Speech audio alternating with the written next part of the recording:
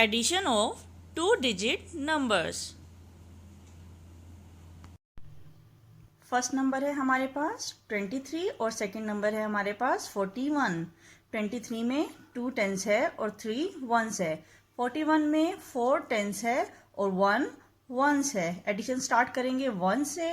3 + 1 is equal to 4। 2 + 4 is equal to 6. So 23 plus 41 is equal to 64. Next number है हमारे पास 73 और 12। 73 में 7 tense है और 3 वंस है। 12 में 1 टेंस है और 2 वंस है। एडिशन स्टार्ट करेंगे 1 से। 3 + 2 is equal to 5. 7 + 1 is equal to 8. So 73 + 12 is equal to 85.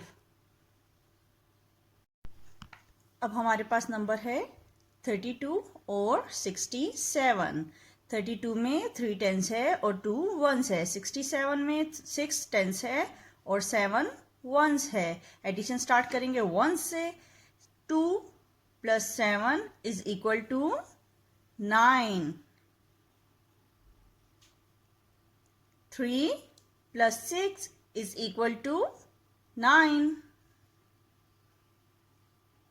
So 32 + 67 is equal to 99. अब हमारे पास नंबर है 21 और 41। 21 में 2 टेंस है और 1 वंस है।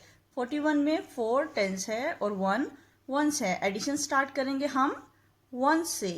1 + 1 is equal to 2. 2 + 4 is equal to 6. So 21 + 41 is equal to 62.